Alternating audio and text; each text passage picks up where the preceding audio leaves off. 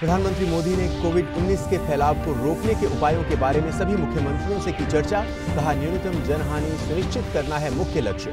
Lockdown के अंत में जनसंख्या के फिर से उभरने को सुनिश्चित करने के लिए एक आम निकासी रणनीति की आवश्यकता पर दिया जोर। प्रधानमंत्री आज सुबह 9 बजे वीडियो संदेश करेंगे साझा।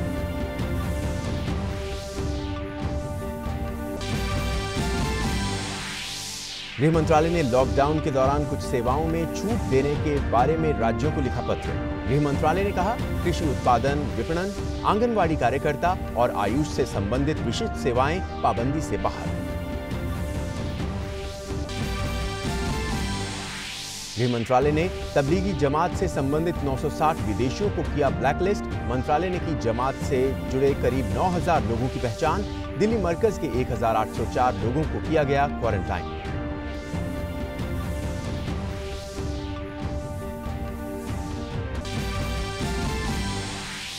कोरोना वायरस से संबंधित जानकारी के लिए केंद्र सरकार ने 11 भाषाओं में लॉन्च किया आरोग्य सेतु ऐप अत्याधुनिक ब्लूटूथ तकनीक का उपयोग करके संक्रमण के जोखिम की करेगी गणना। पीआईबी के अंतर्गत कोविड-19 फैक्ट चेक यूनिट की हुई शुरुआत। देश में कोविड-19 से संक्रमित लोगों की संख्या 2000 के पार। अब तक 53 लोगों की मौत। राष्ट्रपति रामनाथ कोविंद आज कोविड-19 पर सभी राज्यों और केंद्र शासित प्रदेशों के राज्यपालों, उपराज्यपालों और प्रशासकों के साथ वीडियो कॉन्फ्रेंसिंग के जरिए करेंगे बात। कोविड-19 के प्रकोप से उत्पन्न संकट से निपटने के प्रयासों पर की जाएगी चर्चा। महामारी से लड़ने में समाज, स्वैच्छिक संगठनों और निजी क्षेत्र की भूमिका पर चर्चा भी एजेंडे में शामिल।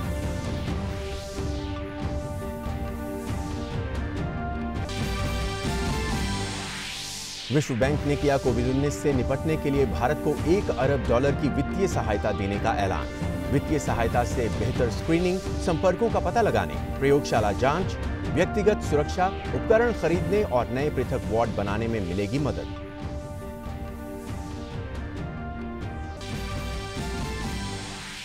और दुनिया भर में कोरोना वायरस संक्रमण की संख्या 1 मिलियन के पार। लगभग 53,000 लोगों की मौत।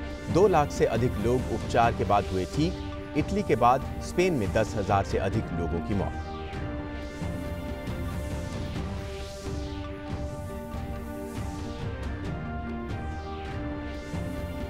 नमस्कार और अब देखते हैं समाचार विस्तार से। प्रधानमंत्री नरेंद्र मोदी ने कोविड-19 से निपटने के उपायों पर चर्चा करने के लिए वीडियो कॉन्फ्रेंसिंग के माध्यम से राज्यों के मुख्यमंत्रियों के साथ विचार विमर्श किया। प्रधानमंत्री ने कहा कि हमारा लक्ष्य ये सुनिश्चित करना है कि कम से कम लोगों की जान जाए। अगले कुछ हफ्तों के दौरान भी परीक्षण, मरीजों के संपर्क में आए लोगों का पता लगाने, आइसोलेशन और क्वारंटाइन पर निरंतर फोकस होना चाहिए। उन्होंने आवश्यक चिकित्सा उत्पादों की आपूर्ति बनाए रखने और दवाओं एवं चिकित्सा उपकरणों के निर्माण के लिए कच्चे माल की उपलब्धता सुनिश्चित करने की जरूरत पर प्रकाश डाला। उन्होंने कहा कि कोविड-19 रोगियों के लिए अलग एवं विशेष अस्पताल सुविधाओं की उपलब्धता सुनिश्चित करना आवश्यक है। प्रधानमंत्री ने डॉक्टरों की उपलब्धता बढ़ाने के लिए राज्यों से आयुष डॉक्टरों के संसाधन पूल का इस्तेमाल करने, ऑनलाइन प्रशिक्षण आयोजित करने और सहायक स्वास्थ्य कर्मियों, एनसीसी तथा एनएसएस के स्वयंसेवकों का उपयोग करने को कहा है। और प्रधानमंत्री नरेंद्र मोदी आज सुबह 9 बजे वीडियो संदेश देंगे। एक ट्वीट में पीएम मोदी ने कहा कि वो देशवासियों के साथ एक वीडियो संदेश साझा करेंगे।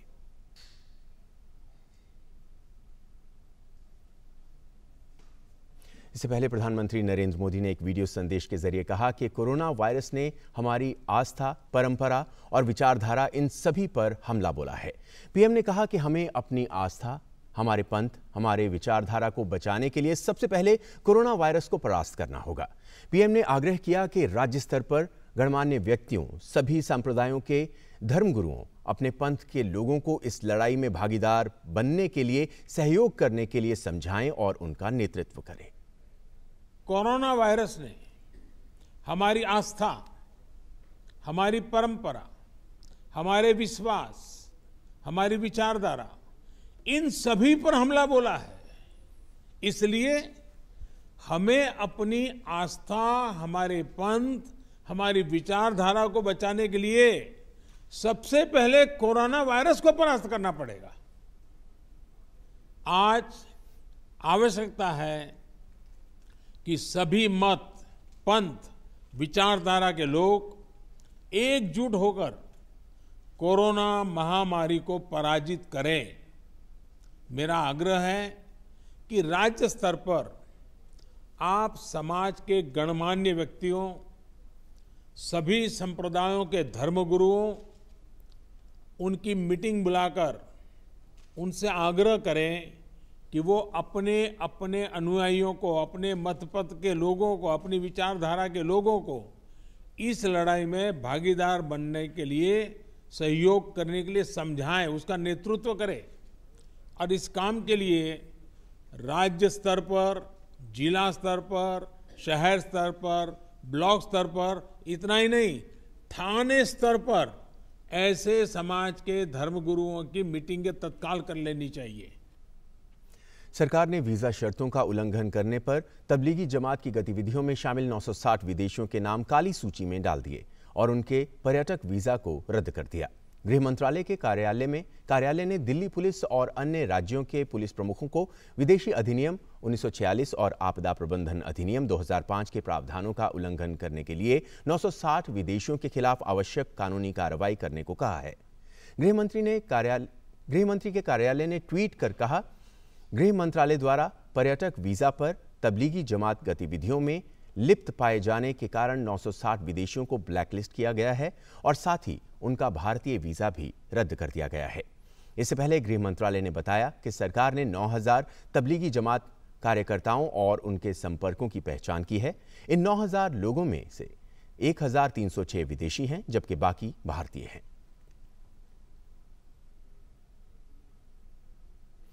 फेक न्यूज को लेकर गृह मंत्रालय ने कड़ा रुख अख्तियार करते हुए सभी राज्यों को पत्र लिखा है। गृह मंत्रालय ने सभी राज्यों, संघ शासित क्षेत्रों को पत्र लिखकर फर्जी खबरों को रोकने के लिए प्रभावी कदम उठाने को कहा है। गृह मंत्रालय ने लिखा है कि फेक न्यूज को लेकर जिस प्रकार से सुप्रीम कोर्ट ने निर्देश दिए थे, उसका पालन करना चाहिए। इसमें कहा गया है कि भारत सरकार लोगों को तथ्यों और असत्यापित खबरों की पुष्टि की खबरों की सुविधा देने के लिए एक वेब पोर्टल तैयार कर रही है।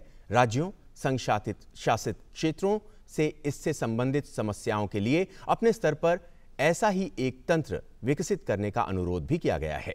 गृह मंत्रालय ने साथ ही लॉकडाउन के दौरान कुछ सेवाओं में छूट देने के बारे में राज्यों को लिखा पत्र। गृह मंत्रालय ने कहा, कृषि उत्पादन विपणन, आंगनवाड़ी कार्यकर्ता और आयुष से संबंधित विशिष्ट सेवाएं पाबंदी से बाहर हैं। रक्षा मंत्रालय ने मीडिया के एक हिस्से से आ रही उन रिपोर्टों को खारिज कर दिया है जिसमें कहा जा रहा है कि रक्षा क्षेत्र की सार्वजनिक उपक्रम भारत डायनेमिक्स लिमिटेड को व्यक्तिगत सुरक्षा उपकरण के लिए 50 लाख रुपए पीएम केयर्स फंड में देने के लिए निर्देश दिए गए हैं। बीडीएल ने कोविड-19 से लड़ने के लिए पीएम केयर्स फंड में 9.02 करोड़ रुपए का योगदान दिया है। इस राशि में बीडीएल के कर्मचारियों का एक दिन का वेतन और सीएसआर के तहत राशि शामिल है। बीडीएल का ये योगदान पूरे देश के कोविड-19 से लड़ने के सामूहिक प्रयास की एकजुटता को दर्शाता है। कोरोना से जुड़ी जानकारियों के लिए एनआईसी ने एक ऐप तैयार किया है। अब तक 5 लाख से ज्यादा लोगों ने इसे डाउनलोड कर लिया है। इस ऐप की क्या खासियत है, इस पर एनआईसी की डीजी से बात की हमारे संवाददाता नितेंद्र सिंह ने। कोविड-19 को लेकर एक ऐप जारी किया है। हमारे साथ है एनआईसी की डीजी। मैम, क्या है ऐप, इसके बारे में? इस ऐप का नाम है आरोग्य सेतु। इस ऐप को गूगल प्ले स्टोर और एप्पल स्टोर से डाउनलोड किया जा सकता है। ये ऐप 11 इंडियन लैंग्वेजेस में इंक्लूडिंग इंग्लिश में अवेलेबल है। इस ऐप को डाउनलोड करके बेसिकली ये किसी भी सिटीज़न को मदद मिलती है कि वो अपना chance of being infected by corona virus को एसेस कर सकता है। तो ये जो एसेस किया जाता है, इसके लिए बहुत स्टेट ऑफ आर्ट टेक्नोलॉजी को यूज़ करते हुए एक एल्गोरिदम्स बनाए गए हैं, मॉडल्स बनाए गए हैं, जिसमें कि प्रेजेंट सिटीजन की प्रायर ट्रैवल हिस्ट्री क्या है, उसके करंट सिम्टम क्या है, उसका एज ग्रुप क्या है, उसकी ट्रैवल हिस्ट्री क्या है, और उसके अलावा उसका कांटेक्ट में आने के दूसरों की वो जो इन्फॉर्मेशन है, जो कि इस पर ब्लूटूथ टेक्नोलॉजी यूज़ की जा रही है, उस सब चीज़ों को कॉम्बिनेशन को करके ये मॉडल से उसका एक स्कोर एसेस होता है, कैलकुलेट होता है, जो कि उसको कम्युनिकेट किया जाता है। जो बुखार है या कोई सिम्टम है तो मुझे क्या करना होगा उस ऐप में? आपको ऐप डाउनलोड करना, जब ऐप डाउनलोड करेंगे उसमें वो आपको तरह तरह के लैंग्वेज में डिफरेंट क्वेश्चंस पूछेगा, उसको आपको आंसर करना है फ्रॉम टाइम टू टाइम। अगर आपके सिम्टम में कोई चेंज हो गया है तो आपको वहाँ पे अपडेट करना है कि मुझे बुखार हो गया है, या मुझे खांसी हो रही है, या मेरा कोई ट्रैवल है, या आपको कुछ और भी इन्फॉर्मेशन उसमें क्वेश्चंस है, उसको आपको टाइम टू टाइम करना है। मुझे कंफर्म हो गया कि मैं पॉजिटिव हूँ, तो फिर क्या करना होगा? उसके बाद तो फिर आपको डायरेक्टली हॉस्पिटल में डिपेंडिंग ऑन कंडीशन, वो तो जो गवर्नमेंट का प्रोटोकॉल है उसको फॉलो किया जाएगा। जैसे पहले कॉल सेंटर पे बात करते थे, तो वो कॉल सेंटर की जगह ये ऐप काम करेगा? ये जो कॉल सेंटर वाला काम करेगा उससे काफ़ी ज़्यादा काम करेगा। ऐप फाइनली आपको बताता है, फिर आपको सैंपल टेस्ट कराना है, उसमें आपका होगा वो तो पूरा प्रॉपर जो गवर्नमेंट का या हेल्थ मिनिस्ट्री का प्रोटोकॉल है उसको ही फॉलो किया। ये तो सिर्फ आपको इनिशियल लेवल पे एक कंफर्ट देने के लिए कि आप सेफ हैं। जब आप खोलेंगे तो आपको बताएगा आपका इस समय ये स्कोर है, आपको इन चीज़ों का ध्यान देना है। अब आपका ये स्कोर है तो अगर आप क्वारंटाइन में है तो क्वारंटाइन कैसे करना है, उसका मतलब क्या है, होम क्वारंटाइन के बारे में, हाँ सब चीज़ों के बारे में बताएगा। तो उसको बहुत ही अच्छे से इंडियन लैंग्वेजेस में उसको पिक्चरिक फॉर्म में डिस्प्ले किया गया है। तो उससे वो कम्युनिकेशन की और आउटरीच की, सिटीजन्स तक पहुंचने की एक हमारी और जो कैपेसिटी है वो आगे बढ़ाएगा इस ऐप के थ्रू। कैमरामैन संजीव के साथ नितेंद्र सिंह, डीडी न्यूज़, दिल्ली। राष्ट्रपति रामनाथ कोविंद आज कोविड-19 पर सभी राज्यों और केंद्र शासित प्रदेशों के राज्यपालों, उपराज्यपालों और प्रशासकों के साथ वीडियो कॉन्फ्रेंसिंग के जरिए बात करेंगे। राष्ट्रपति केंद्र और राज्य स्तर पर कोविड-19 के प्रकोप से उत्पन्न संकट से निपटने के प्रयासों पर चर्चा करेंगे। साथ ही महामारी से लड़ने में समाज, स्वैच्छिक संगठनों और निजी क्षेत्र की भूमिका पर चर्चा भी एजेंडे में शामिल है। और बुलेटिन में फिलहाल वक्त हो गया है एक छोटे से ब्रेक का। आप देखते रहिए डीडी न्यूज़। 100 करोड़ से ज्यादा आबादी का देश, तो लगभग इतनी ही जेबें भी होंगी, पर एक वीआईपी नंबर है जो लगभग हर एक जेब में पाया जाता है। उसे दिखाओ तो बैंक में खाते खुल जाते हैं आसानी से, अपने हक के पैसे सीधे खातों में आ जाते हैं आसानी से, बैंक हमारे दरवाजे तक पहुंच जाता है, इनकम टैक्स वेरिफिकेशन भी हो जाता है आसानी से। इसीलिए कहते हैं भैया आधार अपना लो, फायदे में रहोगे। विशाल है ना, इसका सब प्रॉपर चलता है। कल उसके बैंक अकाउंट में 15,000 रुपए का फ्रॉड हुआ है, पता है? इसको तो कोई टेंशन ही नहीं होती है, देखना। टेंशन क्यों? मेरी कोई गलती नहीं थी। फिर भी फ्रॉड होने पर मैंने तुरंत बैंक को इन्फॉर्म कर दिया। आरबीआई कहता है अगर आपके अकाउंट से किसी ने धोखे से पैसे निकाले हैं तो बैंक को जल्द से जल्द इन्फॉर्म कीजिए। 3 दिन के अंदर इन्फॉर्म किया तो कोई नुकसान नहीं होगा। जितना लेट करोगे उतना ज्यादा नुकसान। और सुन, सब चलता नहीं है, प्रॉपर चलाना पड़ता है। आरबीआई कहता है जानकार बनिए, सतर्क रहिए।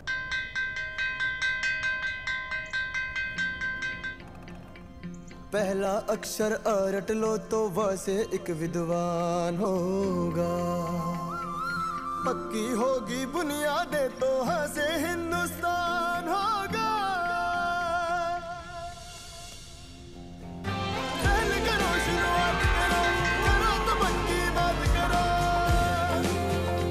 वंडर सीमेंट, एक परफेक्ट शुरुआत।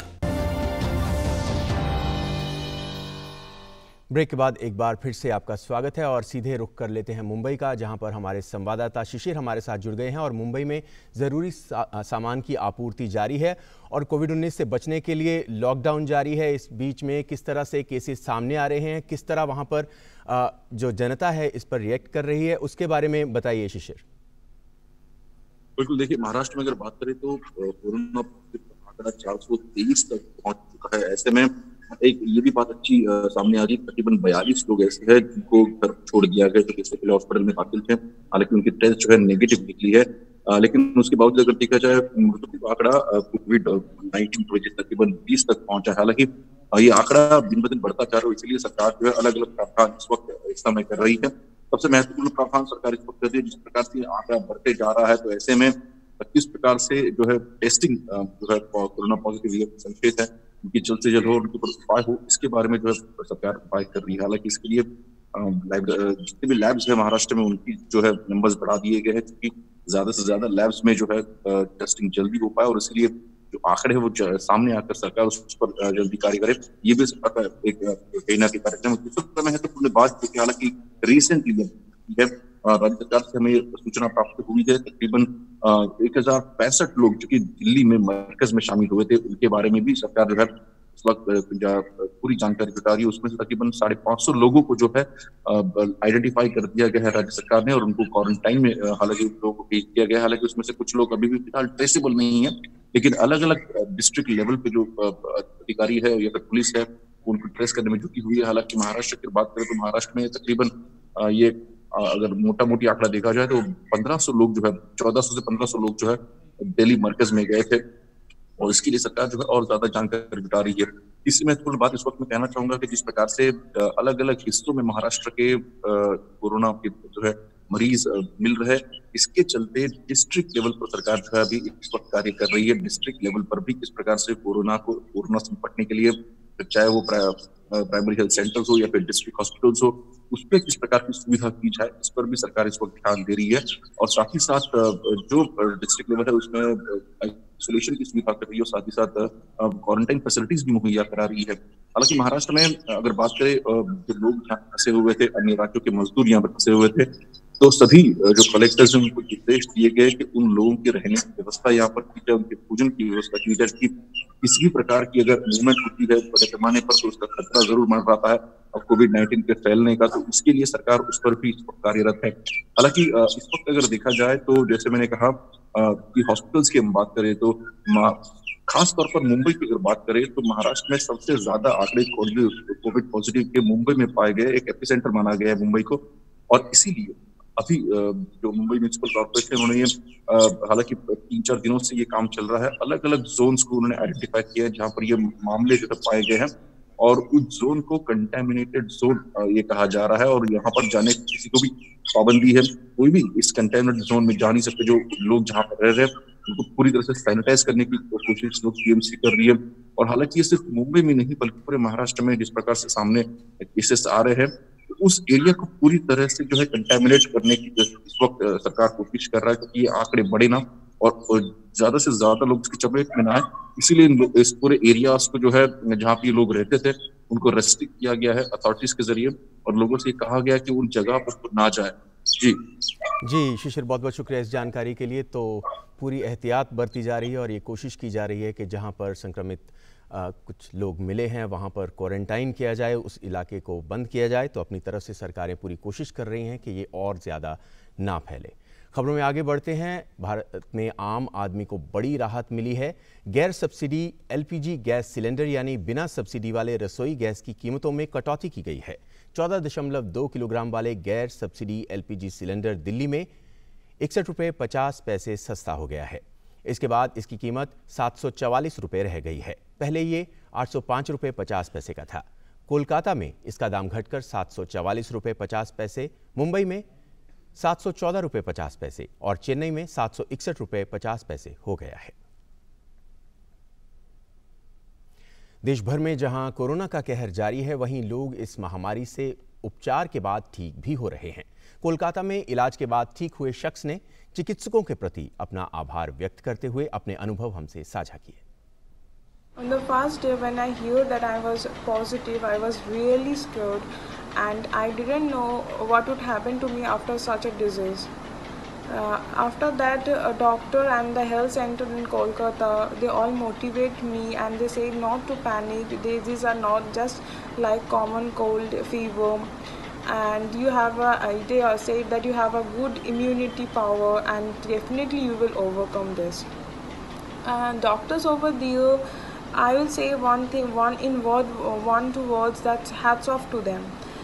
They are taking a lot of risk. They are coming close to patients who are positive over there, even taking care of them. Doctor used to come and always motivate that you will fight with this virus. इसके साथ ही उन्होंने लोगों से घर पर ही रहने की appeal की। Say something about for public that there is no need to panic at all. Stay healthy, eat healthy, stay at home. If you take your own precaution, if you have any symptoms like cough, common cold, fever, immediately consult with doctor. I think this will be the very first thing you have to do, you people have to do, as it is a very seriously and deadly virus. So take your precaution. Again I will say wash your hands, don't go out, use mask, sanitizer. As it is locked down, so it's better to obey the government rules. Please stay at home, please, and do not panic. अमूमन ये धारणा बनी रहती है कि केंद्रीय भंडार पर सिर्फ सरकारी कर्मी ही खरीदारी कर सकते हैं, जबकि ऐसा नहीं है। आम लोग भी केंद्रीय भंडार पर खरीदारी कर सकते हैं। लॉकडाउन में केंद्रीय भंडार पर आम नागरिक जमकर खरीदारी कर रहे हैं। दिल्ली के पंडारा रोड स्थित केंद्रीय भंडार से ग्राउंड जीरो की रिपोर्ट देखिए हमारे संवाददाता राजेश राज के साथ। बंदी की हालात में कालाबाजारी की खबरें लगातार सुनने को मिलती रहती हैं, लेकिन भारत सरकार का जो केंद्रीय भंडार है वहां पर उचित कीमत पर जो खरीदार हैं वो अपनी वस्तुएं खरीद सकते हैं। केंद्रीय भंडार में हमें सारा सामान मिल रहा है और सब रेट भी बिल्कुल सही मिल रहे हैं। हम अभी खान मार्केट के मेट्रो स्टेशन के ठीक बगल में पंडारा रोड है, जहां पर केंद्रीय भंडार पर लोग खरीदारी जो है वो करने के लिए यहाँ पर कैसे पहुँच रहे हैं उसका हम जायजा ले रहे हैं। और आप देख सकते हैं कि सोशल डिस्टेंसिंग का भी पूरा ख्याल रखा जा रहा है। 1 मीटर की दूरी जहां बनाई गई है, वहीं पर राउंड सर्कल बना करके यह चिन्हित करने का काम किया जा रहा है कि कैसे लोग जो हैं वो दूरी बनाकर खरीदारी कर रहे हैं। और आप ये देख सकते हैं कि केंद्रीय भंडार जो पंडारा रोड में है, हम उसके अंदर चलेंगे, ये जानने की कोशिश करेंगे कि भीतर कैसे लोग खरीदारी कर रहे हैं और कैसे सोशल डिस्टेंसिंग का पूरी तौर पर ख्याल रखा जा रहा है। तो आइए चलते हैं हम सीधे केंद्रीय भंडार के भीतर।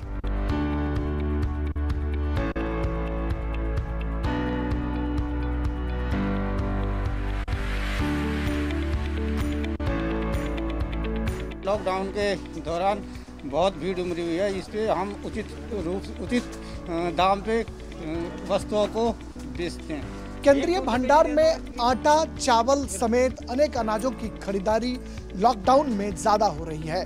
सिर्फ सरकारी कीमत पर सरकारी व्यक्ति ही नहीं बल्कि आम नागरिक भी केंद्रीय भंडार में आकर अपने उत्पाद की खरीदारी कर सकते हैं, घर की जरूरतों को पूरा कर सकते हैं। तो फिर देर किस बात की, केंद्रीय भंडार पहुंचिए और झटपट अपने उत्पाद की खरीदारी कीजिए और अनावश्यक वस्तुओं पर पैसे देने की जद्दोजहद से बचिए भी।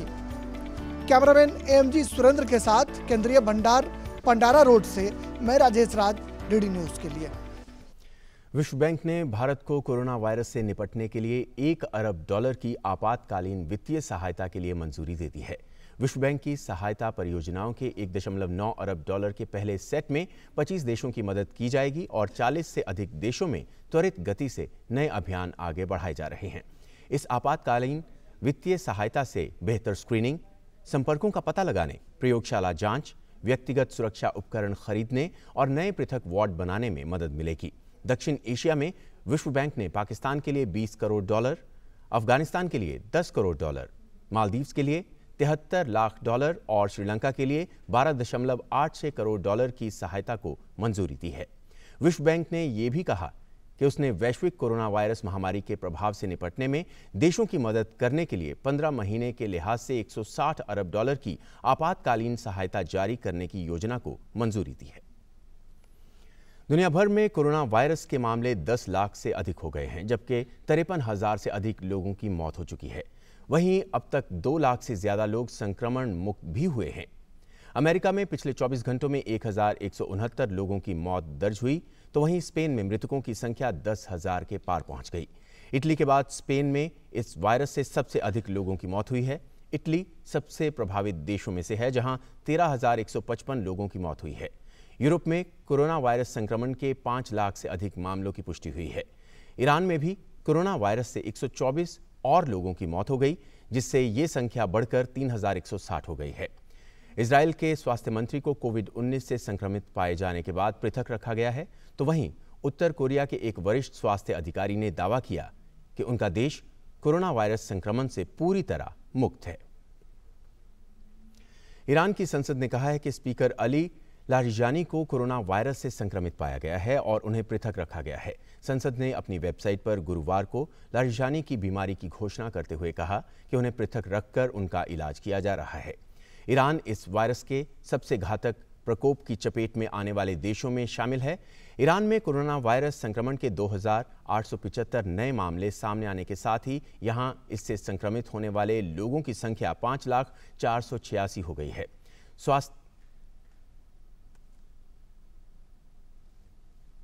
50,486 हो गई है ये संख्या।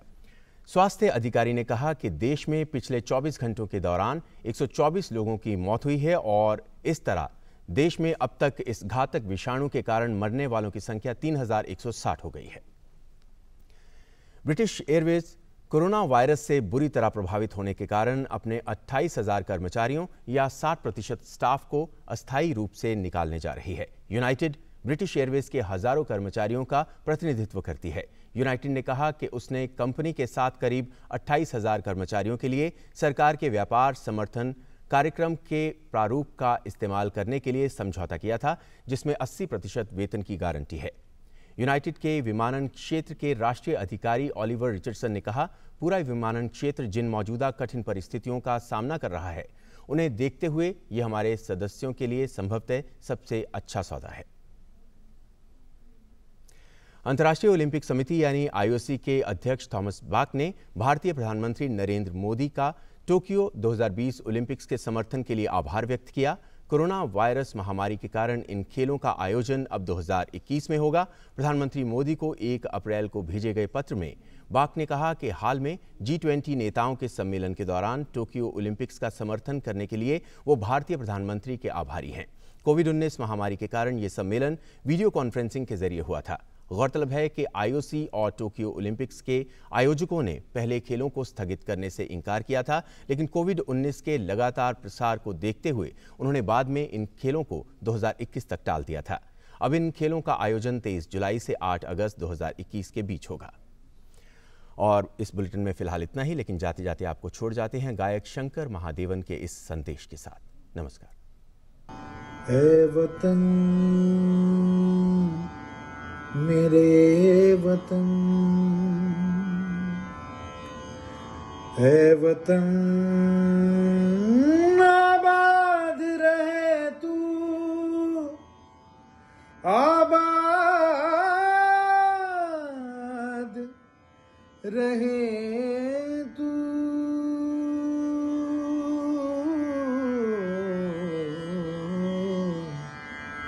है वतन वतन मेरे आबाद रहे तू, मैं जहाँ रहूं जहाँ में याद रहे तू। है वतन मेरे वतन, है वतन मेरे वतन, तू ही मेरी मंजिल है पहचान तुझी से, तू ही मेरी मंजिल है पहचान तुझी से। पहुंचूं मैं जहाँ भी मेरी बुनियाद रहे तू, पहुंचूं मैं जहाँ भी मेरी बुनियाद रहे तू।